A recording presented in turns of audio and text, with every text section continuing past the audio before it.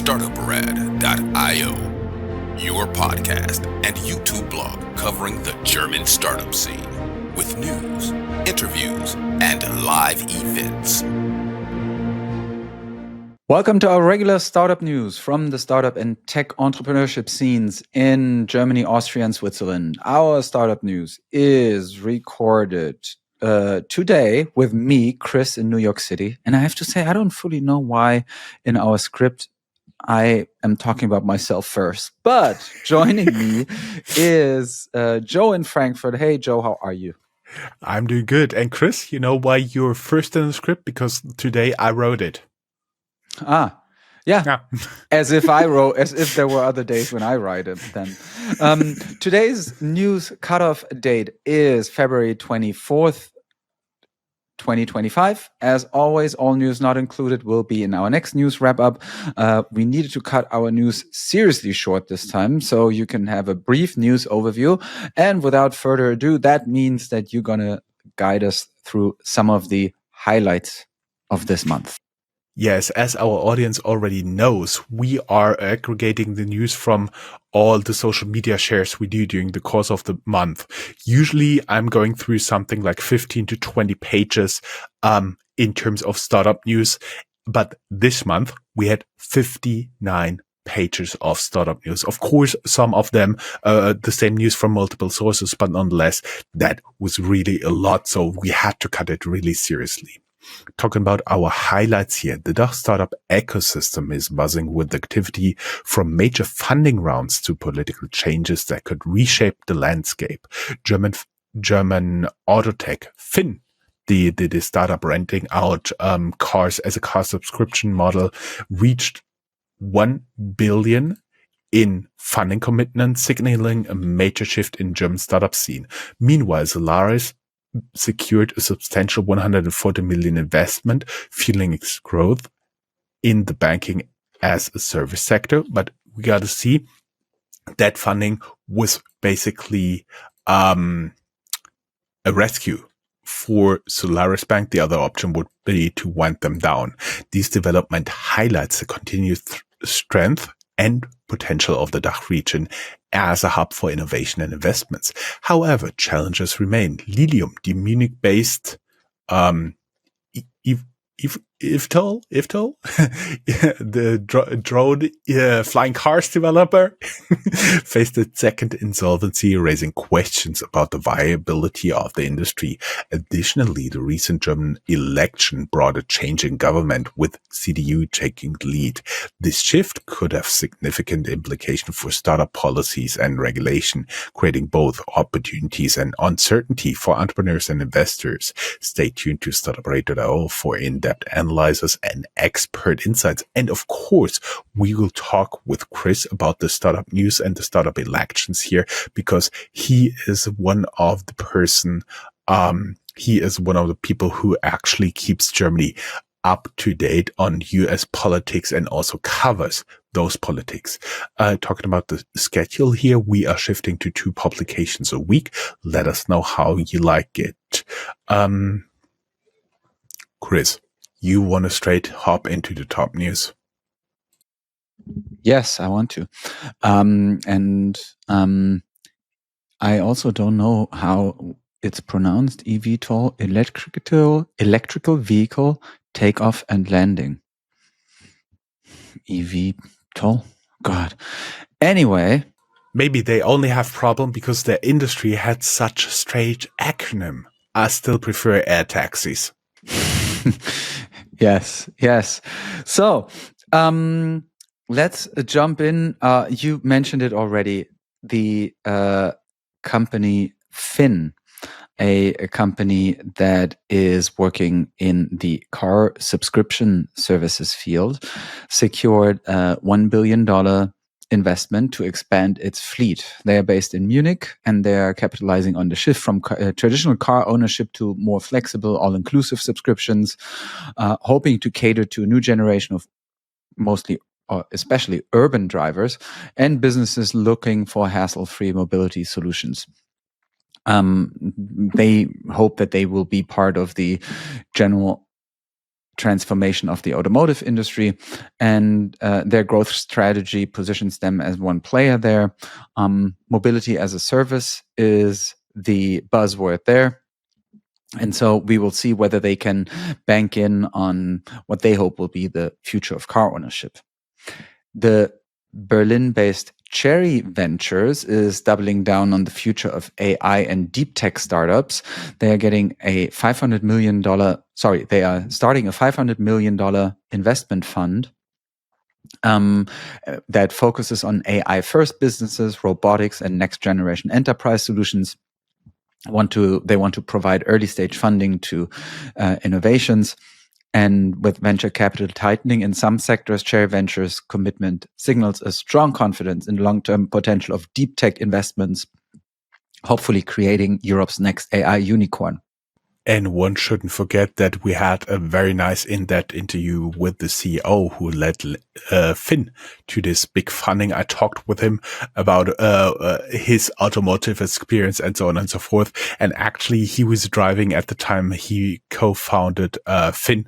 He was driving an old Beetle, VW Beetle. Well, maybe part of the fleet too. And then Lilium, I feel as if we are talking about them every month right now. Munich-based EVTOL developer has filed for insolvency for the second time. Major setback for the whole industry, raising questions about the viability of the business model. Also, that is kind of the debate we're having every month or every other month about that industry.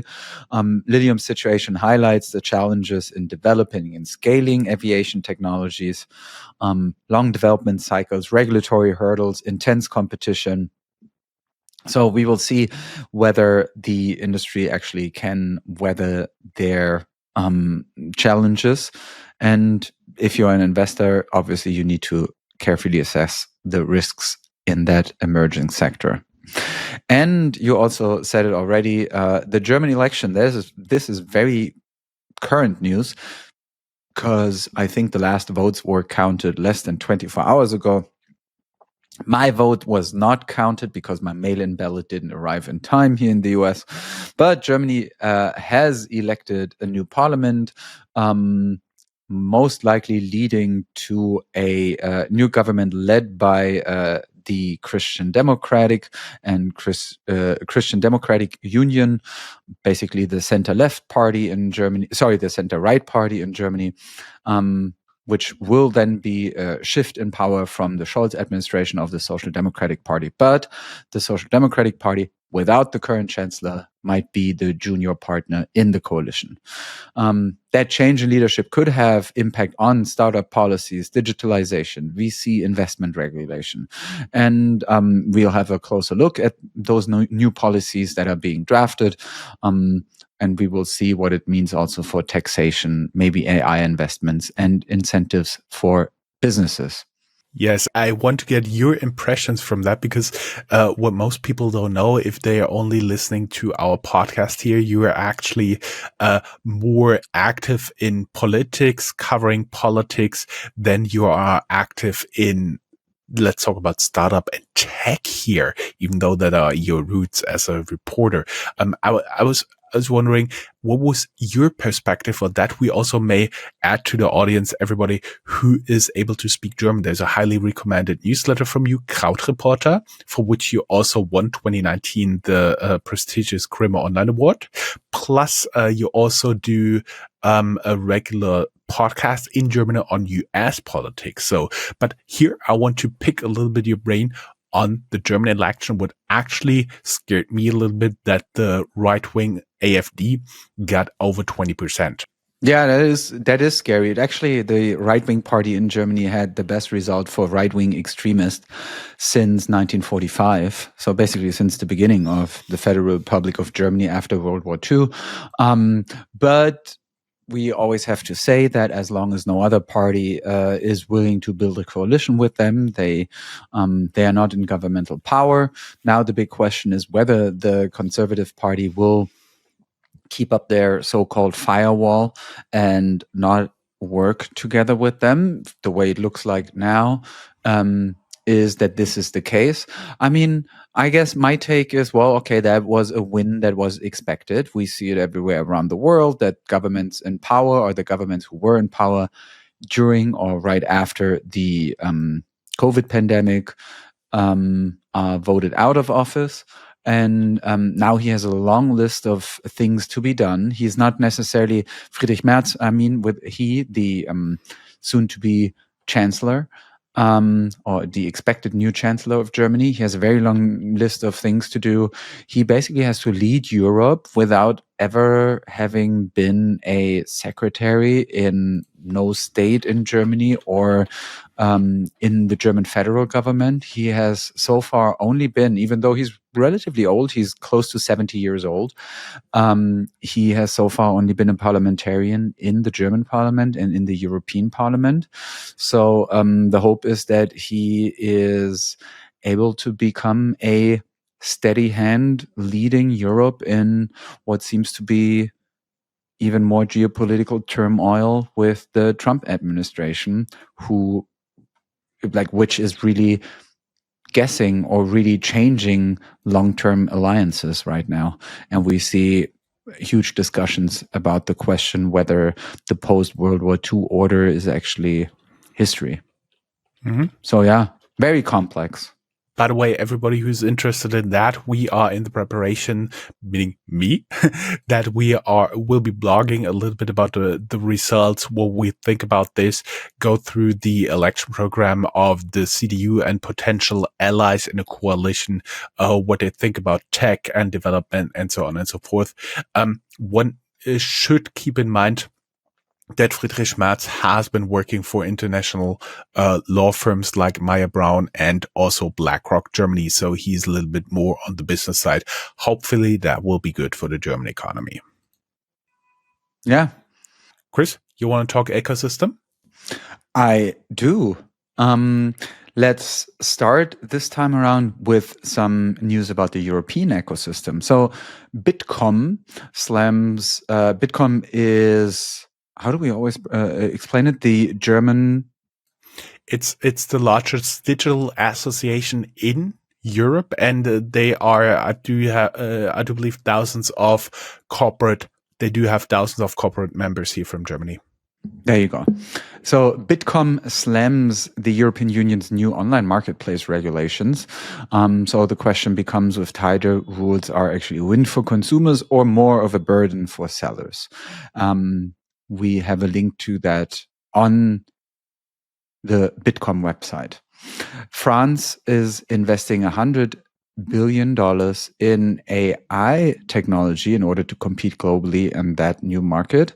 There's also a European AI Act, which tries to regulate that new field, reshaping AI compliance in Europe.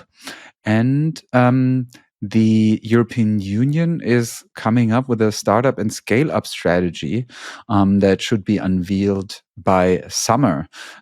Question there, will it help Europe to stay competitive in the global tech race? More about that in the months to come. And the startup scene in Europe in general demands a united AI strategy. Question is there, will the EU support more homegrown AI players or fall behind China and the US?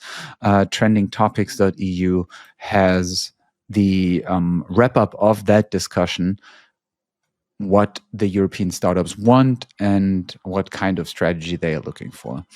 And we have a list at Tech EU of the 2024 unicorns, showing which European startups reached the ever so coveted $1 billion valuation last year. For Germany, it was only eGym.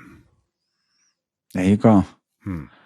But moving on to Germany, Speed Invest warns of a liquidity crisis in the VC market. One of Europe's top VC firms predicts that we will be seeing one of the biggest capital crunches in years. It's also on trendingtopics.eu. So we will see whether their rather grim prediction actually becomes true. But I mean, again, going back to what I said a bit earlier before, if you look at the geopolitical landscape right now, there is certainly reasons to be worried. Jumping from Germany to Switzerland and the ecosystem there, Swiss startups raised $2.4 billion in 2024. Even though the market is tough there too, obviously, a lot of money went into deep tech, AI, and life sciences. They're also hoping to have their next unicorn soon. More about that can be found in vc-magazin.de. And the university, the engineering university in Zurich, ETH Zurich, continues to launch high growth startups. They are experiencing quite the boom there. And so that startup ticker.ch is asking whether this is actually Europe's top tech incubator. Moving on to the general news, tech news, company news section. I have the honor to highlight some of the new funds and VC news in case you are looking for money. We have already talked about Cherry Ventures and their $500 million for deep tech and AI in Germany. Then there's the Kahn Fund, $51 million fund targeting life sciences and deep tech, also based in Germany. And there's Helantic VC, the Helantic VC fund, $100 million to fuel European defense startups, also based in Germany. Now, industry news, and back to you. Yes, let's look a little bit at biotech news. German oncology startups. Germany ranked number 3 in EU for biotech innovation. They have more than 200 cancer-related startups here in Germany. Talking a little bit about fintech news. Trade Republic under BaFin investigation for high yield savings promotion. FinLeap is struggling with multiple portfolio company failures. Tesla clashes with BaFin over financial compliance issues. Trade Republic and N26 are now having real duel here.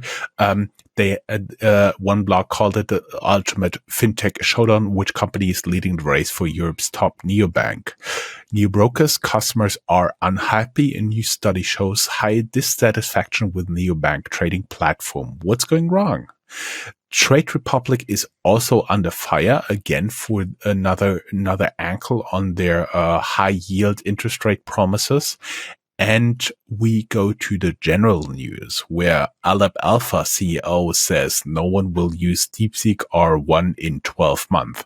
Is this a hype or an AI revolution in the making? ADAC, the German, what is the equivalent like AAA in the US? Yeah, I was going to say AAA. Mm-hmm. Yeah. New range test for EVs challenges manufacturers. Which brands lives up to the promises? Also, Frankfurt Airport makes space for Uber. Could this be a signal shifting away from traditional taxis? Frankfurt Airport, one of the busiest in Europe here. OpenAI opens a new office in Munich, and Deutsche Glasfaser, one of the companies that is providing high speed. They disclosed that they need more than 1 billion euros for this high-speed internet.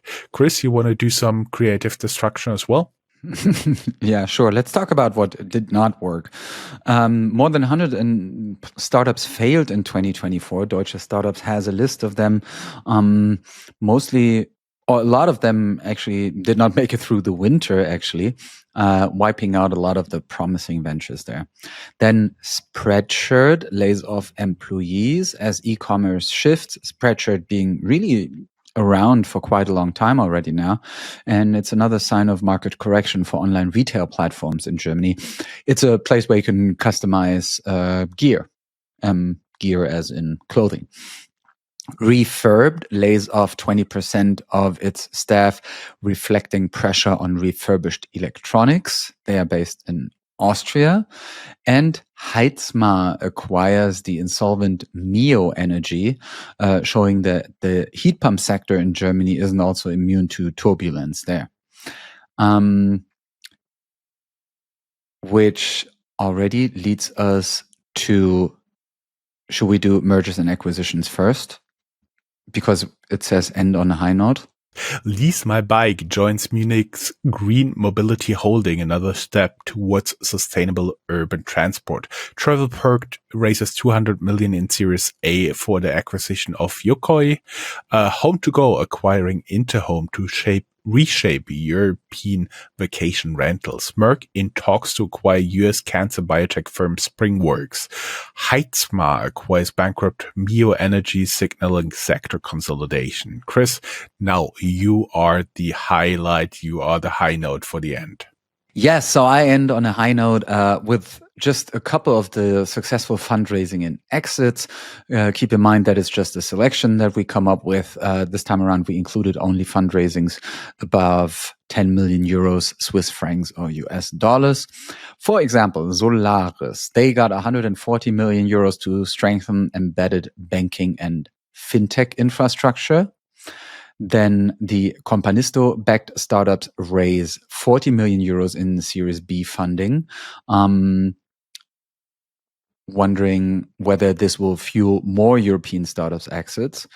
Avelios Medical raises 30 million euros in a Series A. They are working on AI-powered healthcare automation, streamlining hospital workflows. Meteomatics from Switzerland could secure $22 million for their Series C funding already for AI-powered weather forecasting. Neurocare secures 19.3 million euros to work on mental health treatments, also AI-driven personalized therapy solutions there. Genlogs raises $14.6 million in a Series A round to revolutionize logistics with AI, working on supply chains there. Construct 12.5 million euros also to bring AI, which is like apparently the buzzword of all of our fundraisings and exits this month, to bring AI-powered automation to construction. So hoping that the construction industry actually is also ripe for disruption coming from the machines. But Chris, you remember there was also some time when we only talked about e-commerce, when we talked about quick delivery, when we talked about, air taxis and so on and so forth. So I don't think it will crumble like the quick delivery hype, but I do believe it's a little bit overhyped AI right now. Yeah. Or at least, I mean, it seems to be the one word that you have to include on all your pitch decks, apparently.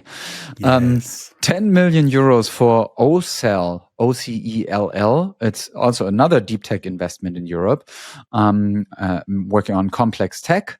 Bioversus from Switzerland is a biotech IPO that got money. And then Feld.Energy secures funding from the Flixbus founders. It's a Munich startup bringing agri-PV to farmers, clean energy without sacrificing the crops. Chris, given that we went through so much material in order to cut down for the news, I think we're pretty happy to have it down to 25 minutes here, right? Honestly, that was like rattling. German engineering in the podcast today. Awesome. Chris, as always, was a pleasure talking to you. Looking forward to do the next news with you. Let me look on my wall calendar. They should also go live on the 27th of March. Sounds awesome. Bye. Bye, guys. That's all, folks. Find more news, streams, events, and interviews at www.startuprad.io. Remember, sharing is caring.